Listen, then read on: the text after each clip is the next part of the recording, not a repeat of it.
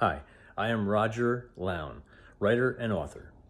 And in this video, actually in one of my videos that I posted recently, I mentioned about posting my short story titled Opportunity Knocks, the Blizzard of 1976, when I was 10 years old. And what I'm going to try to do in this video is below this description box.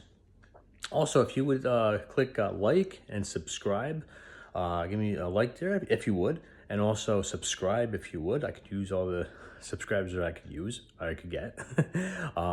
And so if you could click there, and below this video, I'm going to try to put the short story in there. Hopefully it all fits, along with a link.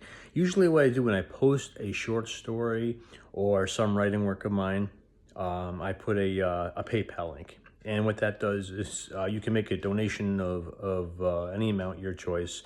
And that helps me and continue in my writing work and also in future books that I have that I would like to work on. There's a couple that are The Life and Tones of the Lake City VFD. I'm still working on that nonfiction book based on true life events. So again, I'm going to try to post this short story in the description box. Hopefully it comes out complete. And the title is Opportunity Knocks, the Blizzard of 1976.